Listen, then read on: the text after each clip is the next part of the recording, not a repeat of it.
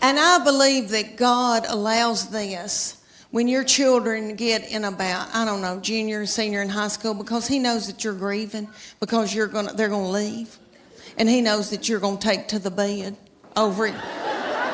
So their junior and senior year, something happens. And they change on you. And they get to be the meanest people you've ever been around. So by the time they're ready to leave, you kick their crap out onto the curb. Her junior year, this started, okay, the very breath that I breathed out of my nostrils made her so angry.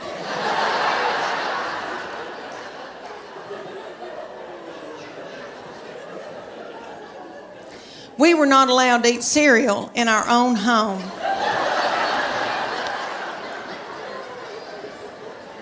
Because she couldn't stand to hear us chew.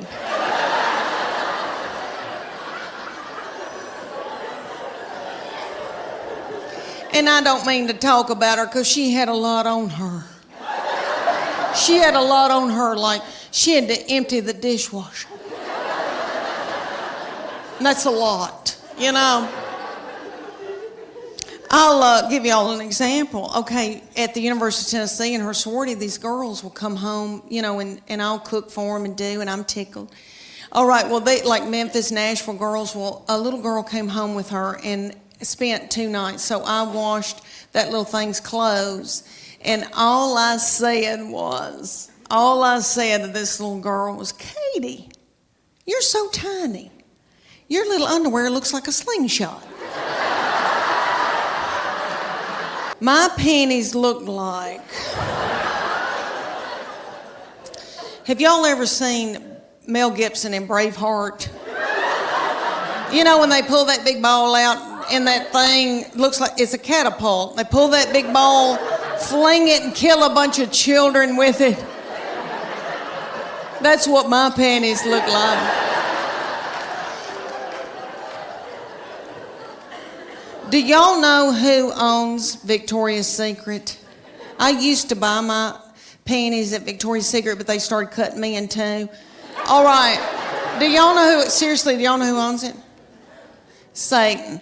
Okay, so, no, you know what I've been thinking about? I thought about, Lord, Christmas is coming. And now I'm a grandmama, and I'm out making a little money. But when I was a stay-at-home mom, when we first got started out and had little children, I remember thinking, oh my Lord, that Little Tykes kitchen's gonna sell out.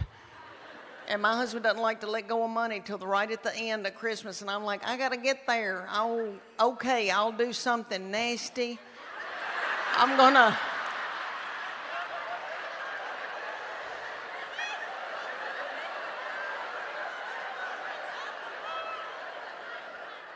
I'll do something nasty in that big Dodge Ram in that mobile home parking lot. Yeah, and then I'll be able to get that Elmo. Yeah.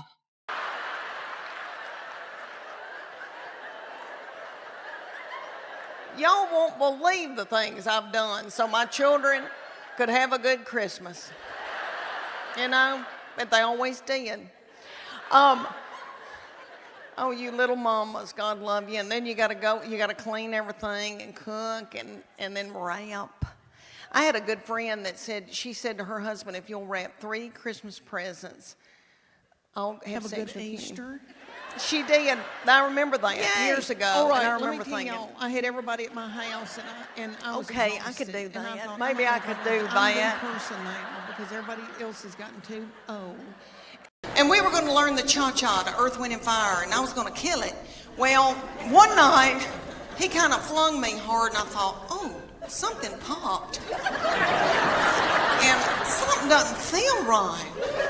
The next morning, I woke up, and there was this big bulging thing about right here. And I called my girlfriend in Greenville, Tennessee, and I said, I think I've got backed up poop. And she said,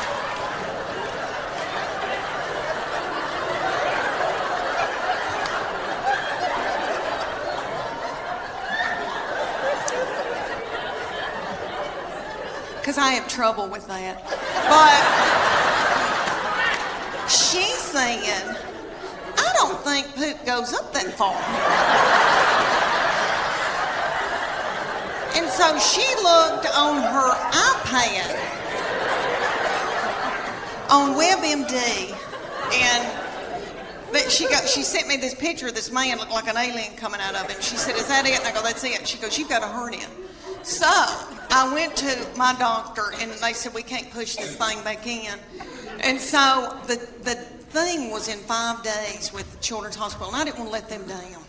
And I thought, Lord, what are we going to do? And my girls stepped in and learned a dance in 4 days. Bless their hearts, and they're practically nude. And they had to wear all that too. And I came out in a wheelchair to Proud Mary Keep On Turning. Thank you. And it all turned out good. The girls did that dance. You've seen that video from a long time, from the 60s with Tina Turner, and they were doing that dance. You know, it looked like car wash, something going through. Y'all seen that? And you know that Ike probably whipped her in a cocaine rage before she hit that video. So I thought, if she can do it, I can do it. But you know, let me tell you, it ended up a wonderful thing. We raised a lot of money, and it was a blessing. And this blessing came out of it. Let me tell you, my husband found out about the cuddling program, and he is a baby cuddler. He cuddles drug-dependent babies every Wednesday night in Children's Hospital. Thank you. Thank you. That is so sweet. He didn't help me with mine, but that is so...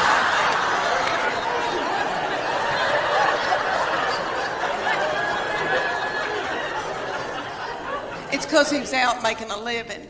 But anyway, what I learned out of that whole hernia thing was that God forbid that I got sick with something bad.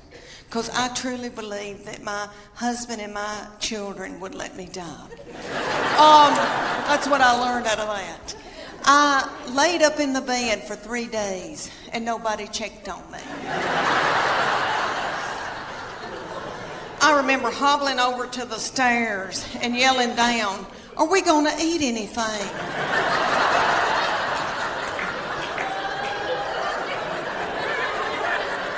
And I could just hear people going through my purse.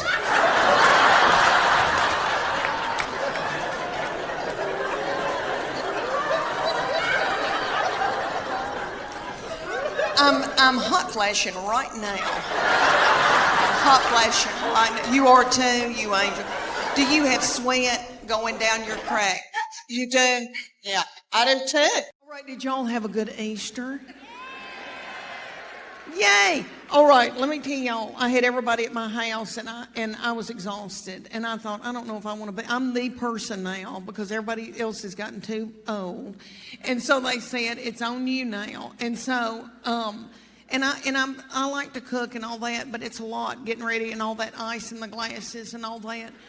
And my little mother-in-law, Gail, who is darling, who loves to cook, we were talking about our menu. And I said, this was a couple of weeks ago, and I said, let's do a tenderloin. And then we talked about deviled eggs, you know, all that. And Tess, my baby, said, we need to get a ham, maybe a spiraled ham. And Gail went. She goes, this is just my opinion. And we thought, what is she about to talk about? P. Diddy? We were like,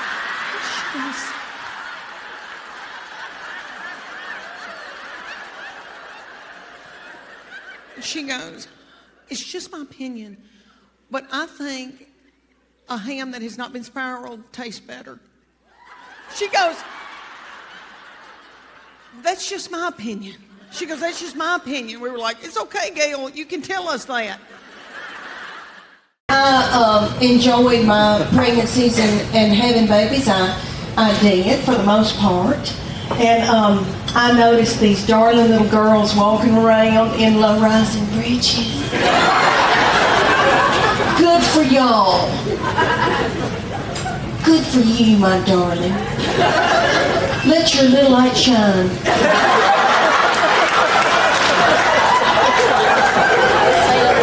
As long as you can, my angel. Do not hide it under a bush. What? Don't be nasty. Nobody's saying anything nasty like that. And when I see these darling little girls, and I love it when they come to see the show because I'm so tickled to get to share with them what their future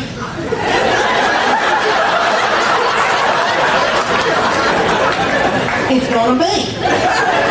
It's all right. Everything's all right. Don't panic. Who in here has given birth? Can you clap, or are you too tired? Oh, no, you haven't, you little bitty thing. Oh, my goodness. Oh, and I thought we could be friends. Oh, you doll. Is it girls' night out? Who's got those babies? The daddy? The daddy has the... Are you going... Oh.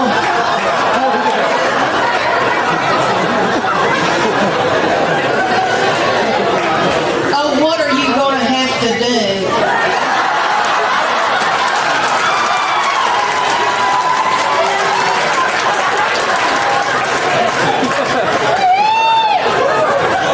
Are you going to have to do something really nasty? Keep eating. What is that? Is that nachos?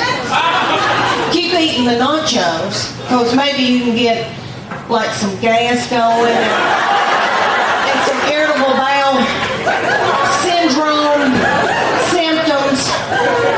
That'll nip it in the bud, baby.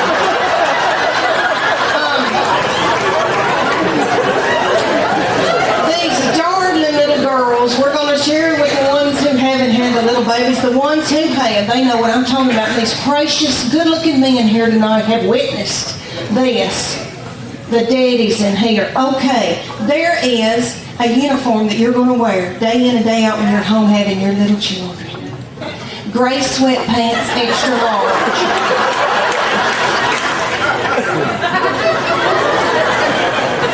Your husband's Hanes white undershirt with 2 breast milk stains. Looking out the window, thinking, where's she going with lipstick on? It goes from 5 to 18, so the little 5-year-olds come out, and they are yummy, and you could eat their lips off. And they've got little bitty skirts on about the size of a napkin. And they come out to Beyonce's All the Single Ladies.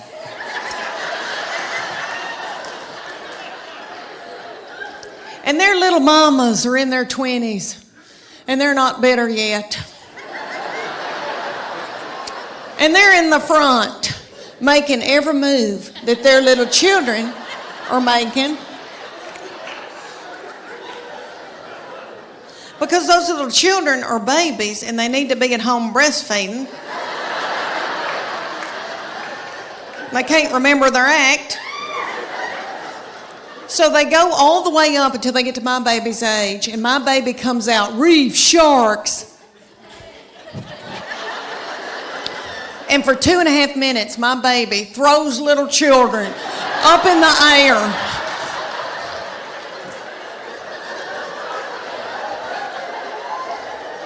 Broken out in a sweat, working like a Trojan. And the whole time, it's the most freakishly tiny little people you've ever seen that she's throwing up in the air. Their little mamas are freakish, tiny little people too. I'm from farming country in Middle Tennessee. We grew dark fire tobacco, so I've got thick ankles. I can work in the fields. I don't know who these people are. I don't know how they birthed a little baby, their little cervix. So these freakishly tiny little children are up on top, and the whole time she's throwing them in the air, they're doing this.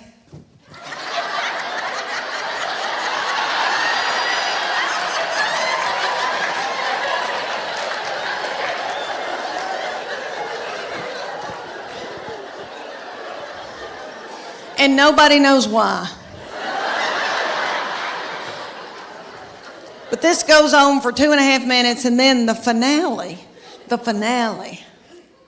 all the little children hunker down on the stage, and the finale was my baby. They had my baby hop up out of that crowd with a child's foot in her hand.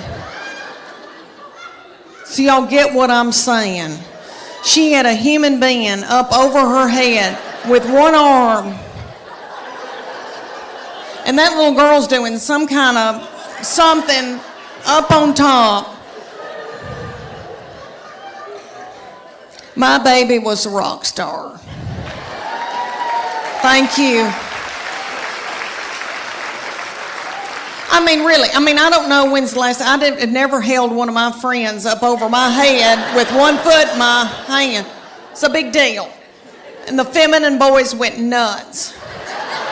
And they wanted her to stay so bad. They were like, we want you to stay. And she was like, I'm okay. I've got it out of my system. I'm okay. She said, but I'm keeping this whore outfit. She still has it. She says she's going to get married in it. But anyway.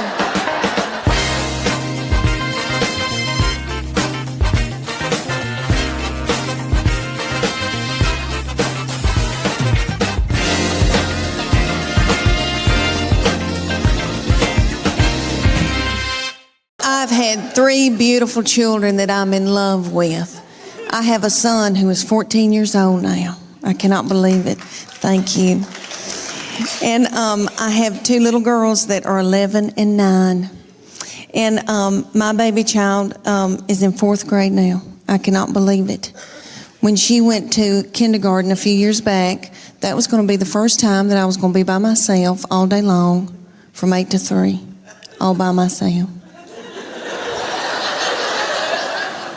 I nearly grieved myself to death.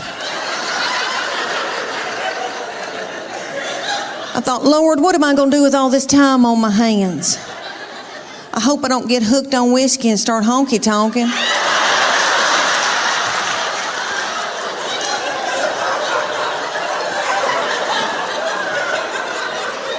About 3 weeks into kindergarten, I was like,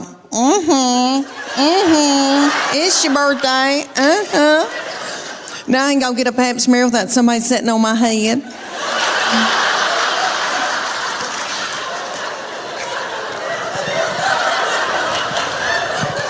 I'll never forget the day that I found out about her, and I feel terrible about it now. But I was overwhelmed. I knew something wasn't right. I didn't feel good. I thought, oh my gosh, surely I'm not pregnant this quick, this soon. And you know when you gotta know something, you gotta know it right then. I had to know right then. I grabbed up my 2 babies and diaper bag and all that stuff you take with you everywhere you go, and I went to the Walmart in the foothills of the Appalachian Mountains. And I bought an EPT pregnancy test, and I took it in the stall at Walmart. And I tinkled on it. And my 3-year-old boy looked at me, he said, what, is it positive?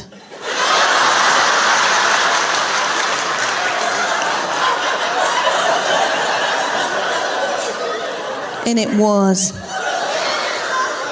So I drove home just as fast as I could, and I called my husband at work. And I said, you're trying to kill me, aren't you? With a slow vaginal death. Is that what you're trying to? Well, you're not going to. You better get home right now, because I'm going to walk out in the woods and let the animals eat me.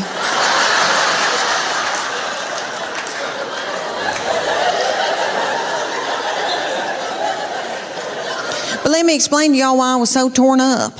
I had a 13-month-old baby girl in diapers and a 3-year-old little boy in Superman panties with doo-doo balls falling out.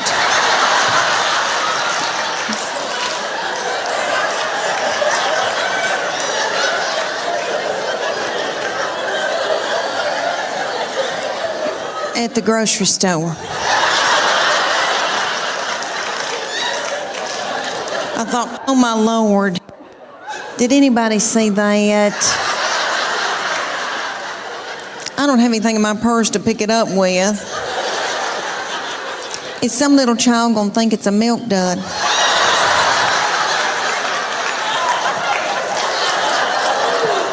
Let's just keep on moving, everybody. Just keep on moving.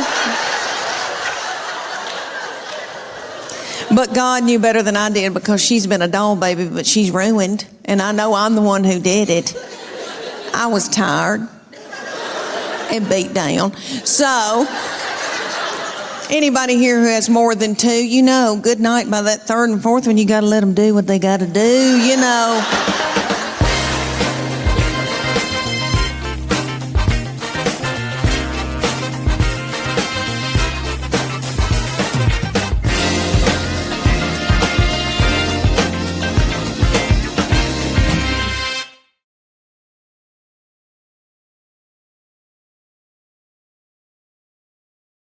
My middle one that lives here in Chattanooga has always had a lot of suitors coming around and wanting to date her. And she had this one, and he was I wouldn't say an Eddie Haskell, but he was a schmoozer. Like he knew he was a player, okay? Their daddy's not a player, okay? My husband, he doesn't chat. Like he vacuumed out my car when he was dating me, and he bought my cigarettes, so that's how we started. But anyway,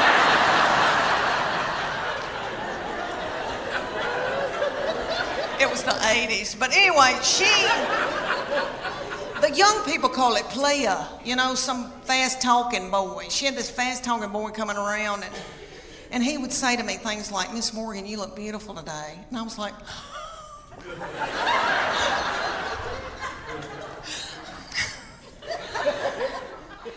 "Can I make you a casserole?" Thank goodness they broke up, because I was exhausted. I was mopping the floor and blowing my hair out every day. And I don't do that. Let me tell you why I got played. I thought, why am I so tickled when somebody compliments me? It's because my love language is words of affirmation. Have y'all ever heard of that book, 5 Love Languages? It is wonderful, and it works. It's the real deal. My husband and I went on a Sunday school class retreat when our children were little, and we watched this little frail man talk about it, okay, and it was on Oprah, so you know it's real. But anyway, what it is there's 5 love languages, and you get the book, you read the book. Well, I don't read the book. But anyway, you take the test, and it tells you what your prominent love language is out of those 5, and it tells you what your partner's love language is. So then you can go home at night and feed your partner their love language, and they can feed you your love language, and then your love tank feels full. And if you don't do it, then your partner's liable to go to work, and they're at the water fountain, and some whore comes in.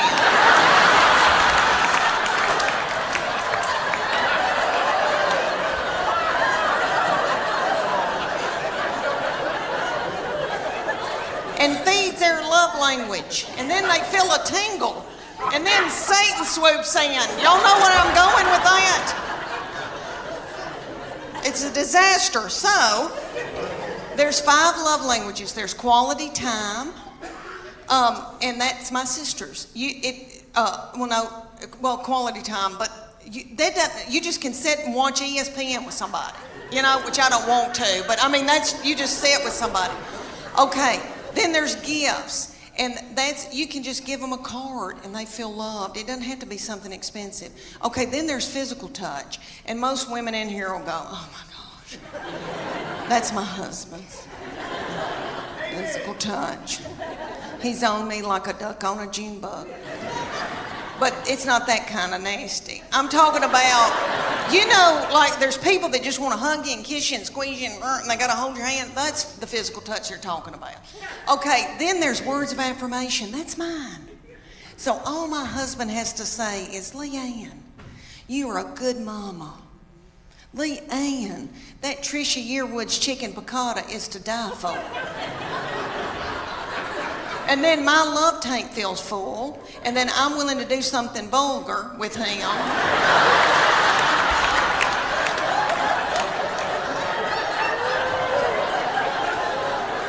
And then he gives me money to get my hair highlighted.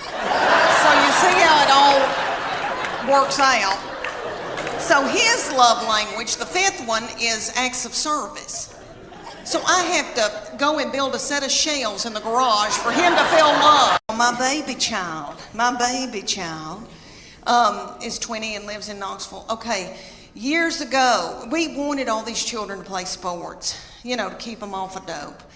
And so they played all this stuff, all of them did, and my baby, my husband's 6'4", I'm 5'8", we breed big kids. So she, in elementary school, was like 5'5", 5'6".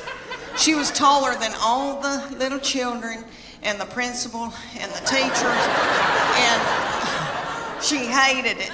But the good news is she's very athletic, very strong. So all over East Tennessee, people would call me and say, can she be the goalkeeper for our soccer team?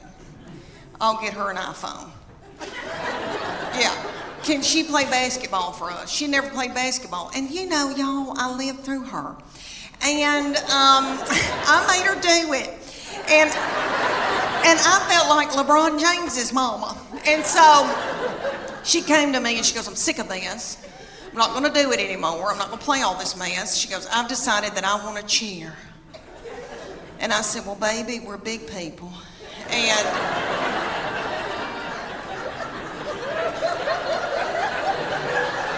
I said, we don't tumble, but I'll figure something out.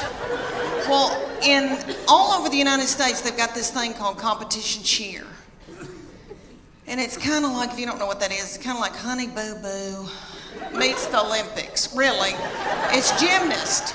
They're gymnasts. And there's one in Knoxville called the Sharks.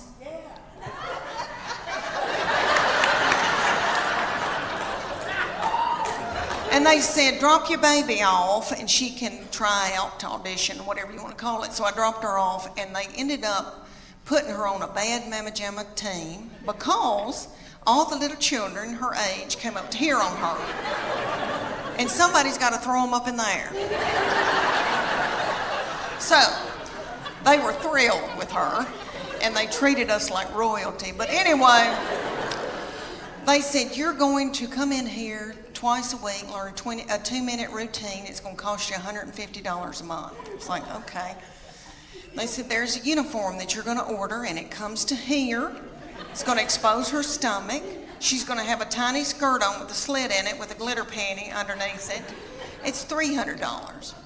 I said, that's a whore outfit.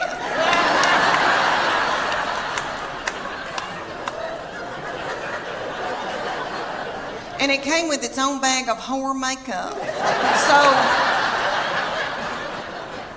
that all the little children could look alike. And they said, y'all are going to travel to faraway lands and compete against other little whore children.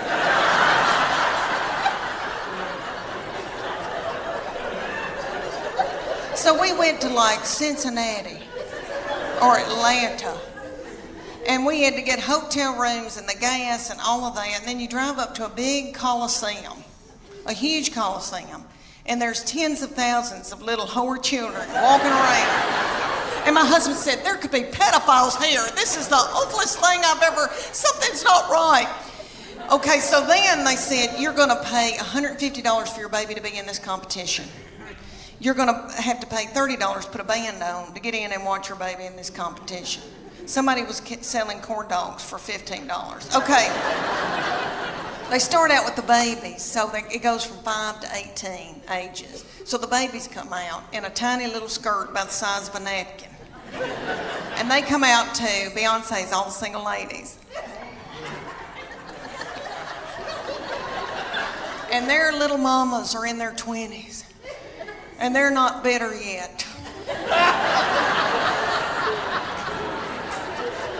And they're in the front doing every move to keep their baby on track because they're babies and they need to be at home breastfeeding. So they move up throughout the day into my baby's age and they're the reef sharks. They call out that name, honey, for 2.5 minutes. My baby throws little children up in the air, clinging little children, broken out in a sweat, working like a Trojan. Did you see my Spanx? Okay. Let me tell you about my family. I have my husband. We live in Knoxville, Tennessee. I have my husband. Thank you. Well, I have my husband and my 3 grown children. I have a 25-year-old boy that's married to a darling little girl. And then I have my 22-year-old daughter and then my 20-year-old daughter, and she's still in Knoxville with us. And so these children grew up and left me with their daddy. And he is so not fun. And so he doesn't chat. And so I'm just at home talking to myself. And we've got 2 beagles. And we miss these children so bad that we just sit and kiss them in the mouth. So I'm trying to adjust to just being with their daddy. And so I bought him tickets to go see Def Leppard and Journey.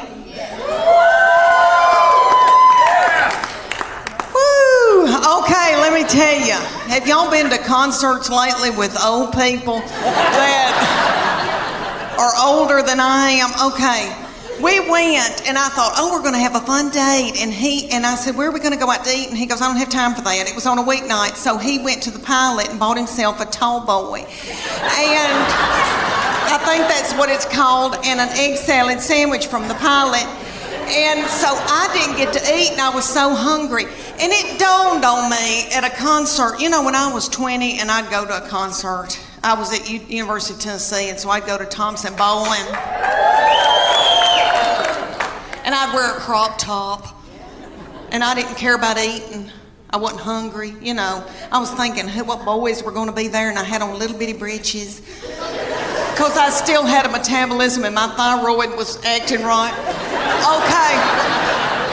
So we go to Def Leppard and Journey, and everybody there is our age. And everybody's worried about the snack bar, first of all. And I was too. And I was so hungry, and I noticed that people had big Diet Cokes, like big buckets of Diet Coke, and were sucking on those big buckets of Diet Coke while the concert was going on. And every once in a while, somebody would stand up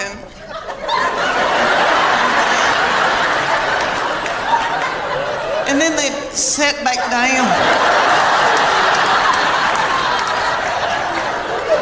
Journey, his hair was just thin and didn't have a lux to it, and then I noticed he had little bitty tiny legs and a little pot belly stomach.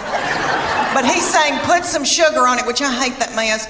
I am a Earth, Wind and Fire R&B gal, and I love my Journey, but I was like, this isn't my thing. And my husband every once in a while would go, and then just sit down, because he loves it. But anyway, this little man with the tiny little legs and the thinning hair, and then he had this little bump right here, and I could tell that's a hernia. He's got a hernia.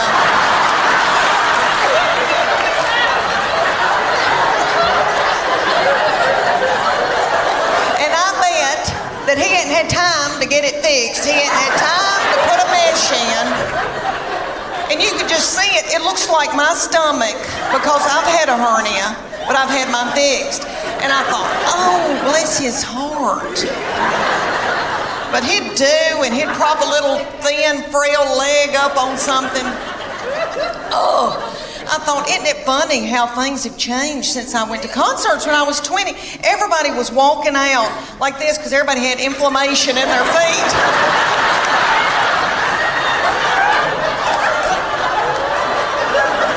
Trying to get to their car. And it was like 10 o'clock. I thought, what are we doing out here? What are we doing? We gotta get home. We gotta get in the bed. All my children are yummy, and I'm in love with them, and I love my girls, and I know that when I'm in the nursing home, they'll be the ones to come and pluck my chin hairs. Because he is now since married and gone off with his wife, and her people. And that's what boys do. They cling to their wife. That's biblical. He said to me, Mom, she is now my immediate family. You are my extended. That's what he said to me right before they got married. And he said, Mom, that's biblical. I'm supposed to cling to my wife. And I thought, why did I show him the Bible? Well, he has always been spiritually mature. We call him our little Billy Graham. My husband and I, we didn't do it. God did it. I'm full of sin. Okay. I've been washed in the blood, but I've been a horrible, horrible person. Not too bad, but okay. So this baby has been just like an old man all of his life. Let me give you an example. He had a little girlfriend in high school, and he would go over to her house and they'd watch movies. And he came home one night and he used to tell me everything. And I said, what y'all been doing? He said, well, we've been watching television and kissing on the couch. And I said, okay, baby, okay. That's all right. That's normal. But I said, before you know it, you've got your hand on somebody's leg, your arm around, and things can get out of control. And I just say, slow it down. He looked at me like I was crazy. And he said, Mom, I've prayed about this. Nothing like that's going to happen. And I know he meant that. And all I could think of to myself was some of the nastiest things I ever did.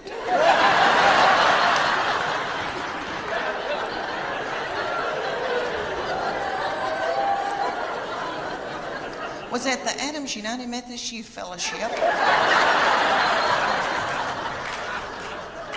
on a hayride. I don't know what it was about hay that set me on fire. I wish it did now, because I could get a new purse out of that. Okay, y'all, have you ever heard of lock-in? I know everybody in here that has been from Chattanooga has probably been raised in church. Okay, I don't know who that little darling, sweet fool was that came up with the lock-in. Probably a little woman in a committee meeting. And she probably said, oh gosh, y'all, let's come up with something for all the hormonal teenagers. Let's gather them up and put them in the church building and lock the door and turn the lights out and leave them there all night. Maybe somebody will end up pregnant.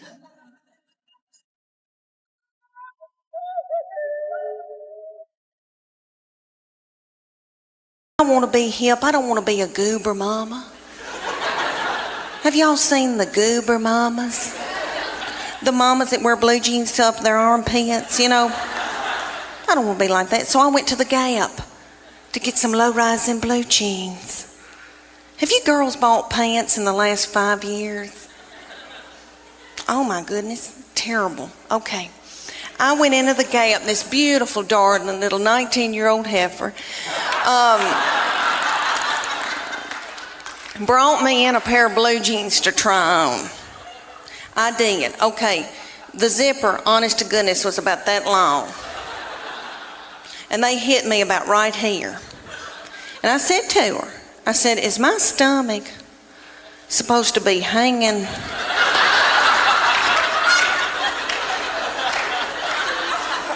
out over my blue jeans? It looks like a small purse. I said, are my panties supposed to be hanging out this far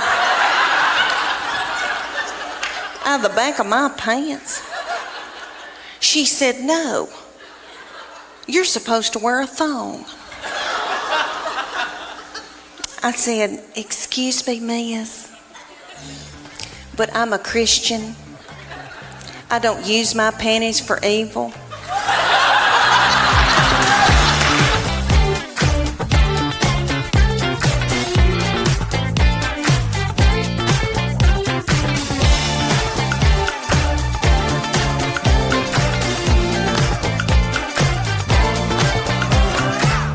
I've got too much estrogen, which evidently makes you hateful and bitter and angry.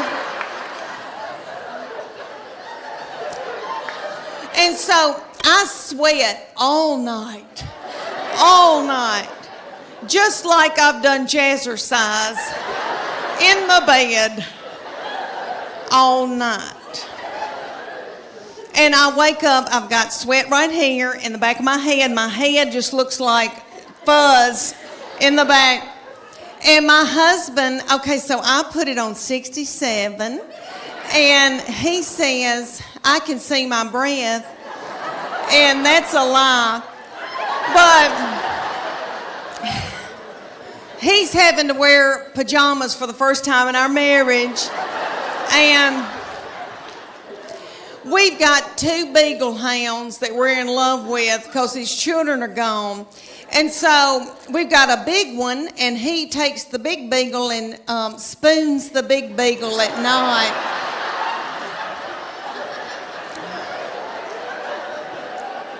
And I've got the little beagle, the little pocket beagle that we rescued, and she's got a nervous tick and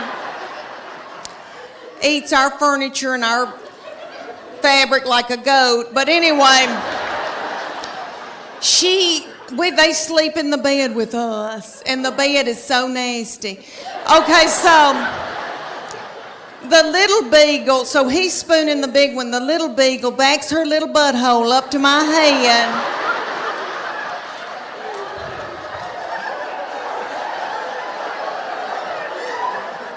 And sleeps up against me all night. I love her. And in the morning, I can hear my husband when he gets up, he's kissing that big beagle and he's going, and I'm so thankful.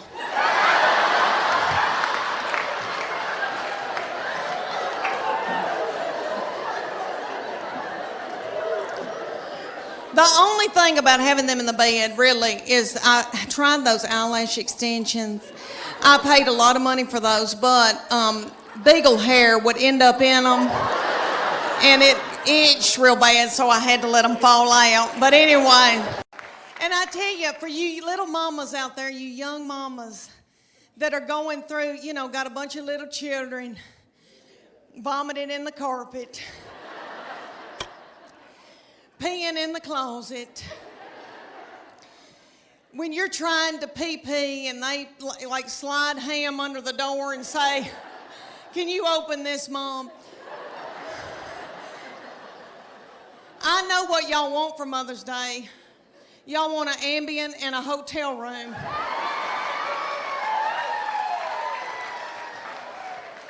I hope y'all get it.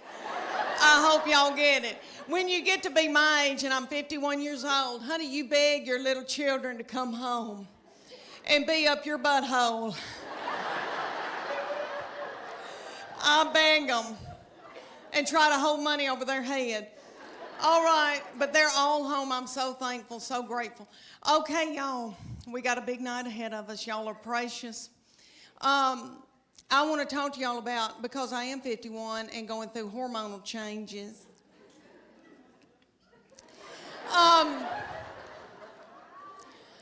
Okay, I am with their daddy, and these children all walked off and left me with him.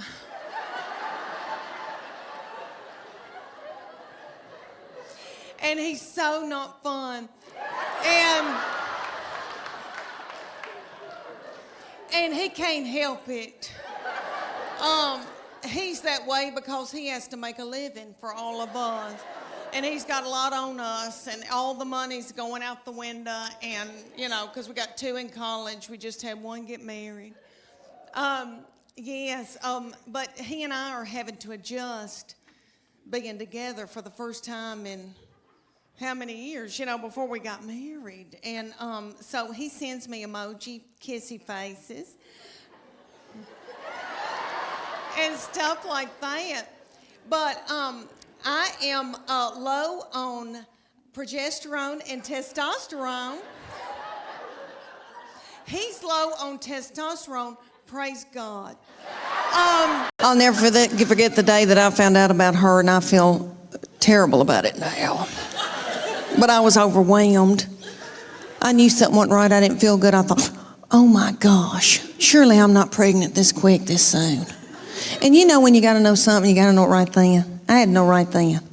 I grabbed up my 2 babies and diaper bag and all that stuff you take with you everywhere you go, and I went to the Walmart in the foothills of the Appalachian Mountains.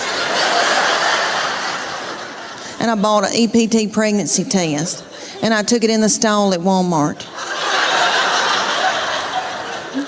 And I tinkled on it. And my 3-year-old boy looked at me, he said, "What, is it positive?"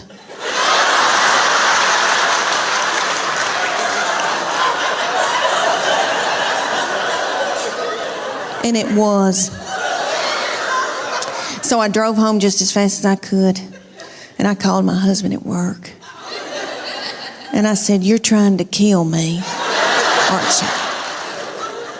With a slow vaginal death. Is that what you're trying to?" "Well, you're not going to. You better get home right now, because I'm going to walk out in the woods and let the animals eat me."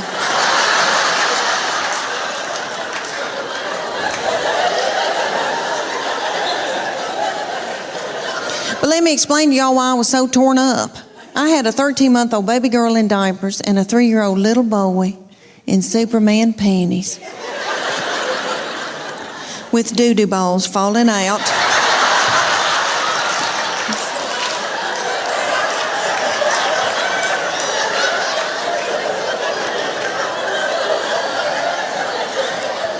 At the grocery store.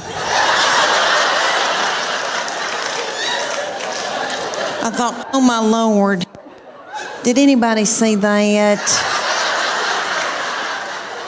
I don't have anything in my purse to pick it up with. Is some little child gonna think it's a milk dud?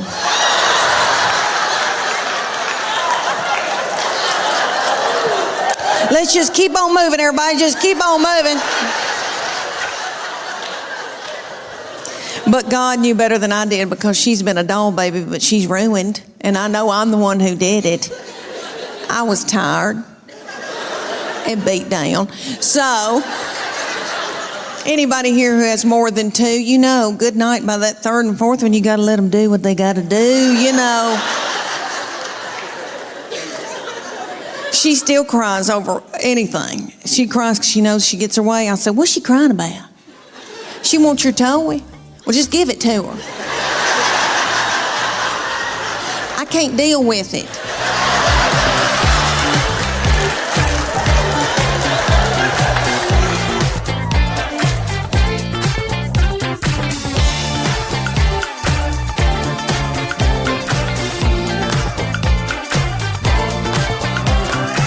I'm in love with my girls. I'm in love with them, and they're my best friends, especially as they get older. And I know that when I'm in the nursing home, they'll be the ones to come and pluck my chin hairs. But he has been from heaven. Okay, it's so wonderful. All right, well, he got married in September, and when he started bringing his wife around us, he would say to me, "You have a terrible look on your forehead." And I would say, "What? I don't know what you're talking about." But he said, "Mom, she's my best friend, and I want to marry her." They met in college at Berry College. And he said, "She's going to be my wife." And so I'm trying to, it wasn't anything against her.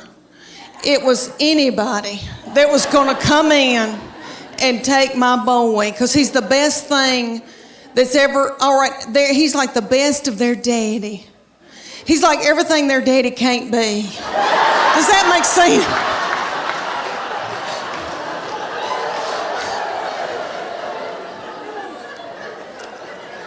So right before the wedding, he's saying, "Mom, she is my immediate family now. You're my extended. I'm supposed to cleave to my wife. That's biblical." And I said, "Why did I show him the Bible?"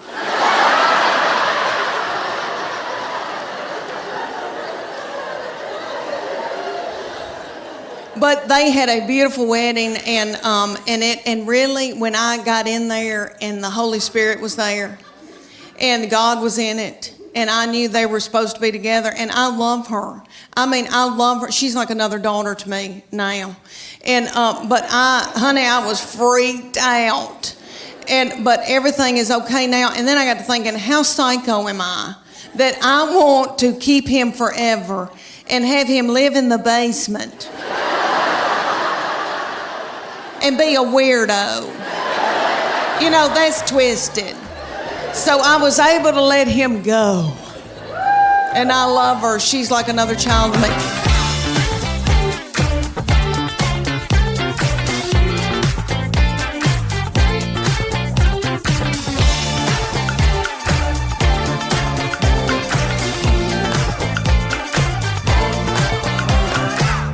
I had 3 babies in 4.5 years. Woo, it's right.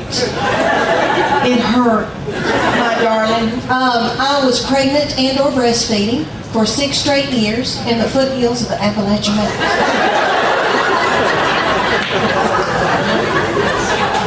And the mountain people would say to me, "Don't you know what causes that?"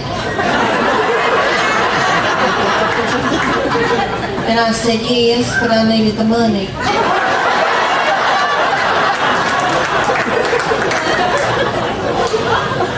See, I was a stay-at-home mom. Money is power and power is money. I didn't have either one. So I had to prostitute myself to my husband for straight right shoes. You've had to too, my darling. Listen, honey, there is nothing to be ashamed of. A mama's gotta do what a mama's gotta do. How was your Christmas? Okay. Did you have to do something nasty for Santa Claus?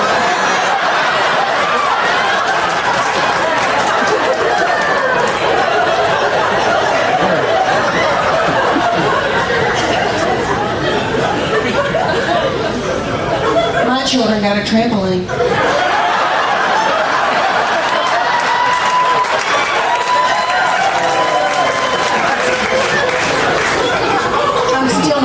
My darling. And it happened in a Dodge Ram in a mobile home lot in Greenville, Tennessee.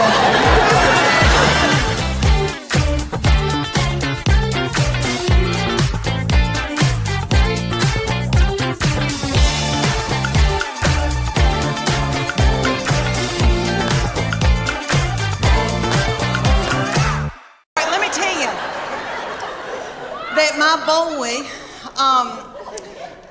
all my children are yummy, and I'm in love with them, and I love my girls, and I know that when I'm in the nursing home, they'll be the ones to come and pluck my chin hairs. Because he is now since married and gone off with his wife and her people. And that's what boys do. They cling to their wife. That's biblical. He said to me, "Mom, she is now my immediate family. You are my extended." That's what he said to me right before they got married. And he said, "Mom, that's biblical. I'm supposed to cling to my wife." And I thought, why did I show him the Bible? Well, he has always been spiritually mature. We call him our little Billy Graham. My husband and I, we didn't do it. God did it. I'm full of sin. Okay. I've been washed in the blood, but I've been a horrible, horrible person. Not too bad, but okay. So this baby has been just like an old man all of his life. Let me give you an example. He had a little girlfriend in high school, and he would go over to her house and they'd watch movies. And he came home one night and he used to tell me everything. And I said, "What y'all been doing?" He said, "Well, we've been watching television and kissing on the couch." And I said, "Okay, baby, okay. That's all right. That's normal." But I said, before you know it, you've got your hand on somebody's leg, your arm around, and things can get out of control. And I just say, slow it down.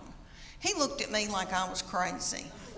And he said, "Mom, I've prayed about this. Nothing like that's going to happen. And I know he meant that. And all I could think of to myself was some of the nastiest things I ever did.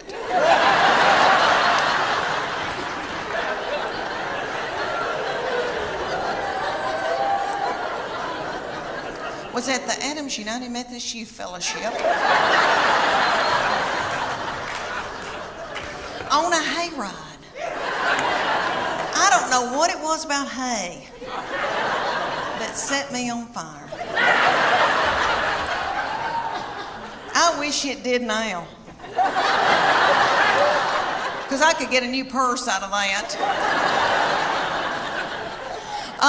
Okay, y'all, have you ever heard of lock-in? I know everybody in here that has been from Chattanooga has probably been raised in church. Okay, I don't know who that little darling, sweet fool was that came up with the lock-in. Probably a little woman in a committee meeting. And she probably said, oh gosh, y'all, let's come up with something for all the hormonal teenagers. Let's gather them up and put them in the church building and lock the door and turn the lights out and leave them there all night. Maybe somebody will end up pregnant. Let me tell you about this baby. We are becoming the best of friends, really, because she's now 21 years old, and she has always been a beauty and so smart and fun and hateful. Okay, so now she not to other people. She holds it in when she's in public so that she can come home and let it out on me. And that's okay, I'm her safe person.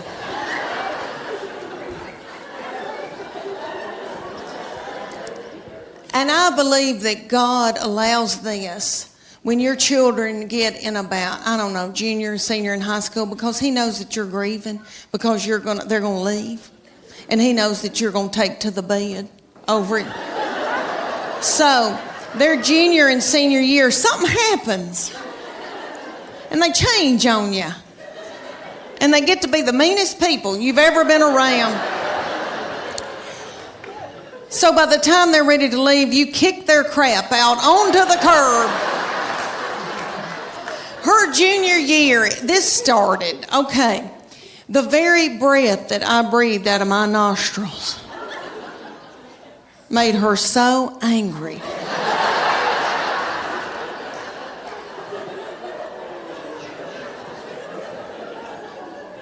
We were not allowed to eat cereal in our own home.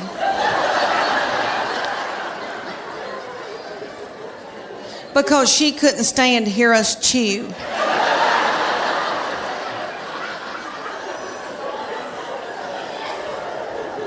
And I don't mean to talk about her, because she had a lot on her. She had a lot on her, like she had to empty the dishwasher. And that's a lot, you know. I'll give y'all an example. Okay, at the University of Tennessee in her sorority, these girls will come home, you know, and I'll cook for them and do, and I'm tickled. All right, well, they like Memphis, Nashville girls. Well, a little girl came home with her and spent 2 nights. So I washed that little thing's clothes, and all I said to this little girl was, Katie, you're so tiny. Your little underwear looks like a slingshot.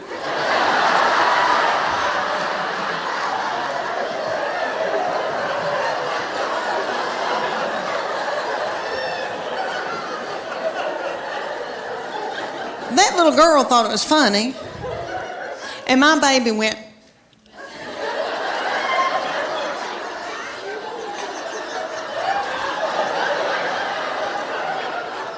So I got out of there. So when that little girl left, I came back in, I went, what's wrong with me saying that her little panties look like a slingshot? I wish somebody'd say my panties look like a slingshot.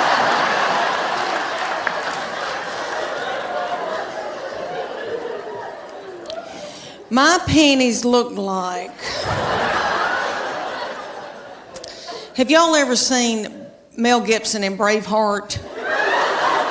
You know when they pull that big ball out and that thing looks like it's a catapult. They pull that big ball, fling it, and kill a bunch of children with it. That's what my panties look like. Do y'all know who owns Victoria's Secret?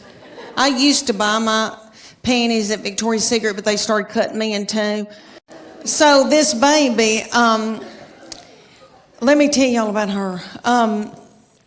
I have treated her different from all the other ones, honey, because, all right, everything that she'd do, like she'd start crying when she's a baby, because babies, you know, the third, fourth, and fifth, you know, they cry, and you just let them. And I'd be like, what's she crying about? She wants your toy? Well, just give it to her.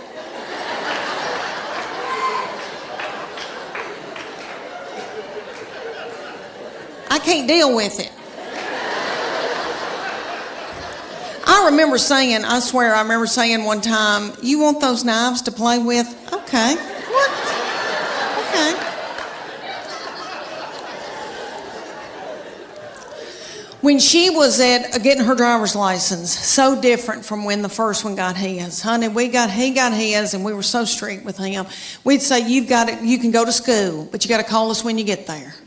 You can only come home. And then after 6 months, we were like, you can go to Steak and Shake. And then you got to come home. So strict. Then the second one didn't care anything about driving, really didn't start till she was close to 17. Well, this baby wanted hers the day she turned 16. I didn't think she was going to pass it because she doesn't care. So, but she did because she's smart. All right, let me tell you, she's one of those kids that, I know y'all know people like this. Like if I gave her $20 and said, make it to New York tonight, she would do it and have money left over. Like she's, you know, people like that, like got it up. Okay.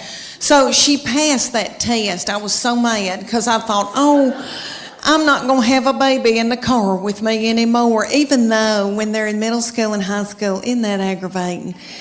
When they turn that radio up and it's blasting and I don't like that song and booming and a-doing, and then I'm trying to drive and I feel like when I can't hear, I can't see. Oh, I don't know. It's awful. But she went and got that darn driver's license, and this is how different it was raising her from the first one and the second one. She got that driver's license. My husband and I were sitting there at night, and he said, where is she? And I said, I don't know.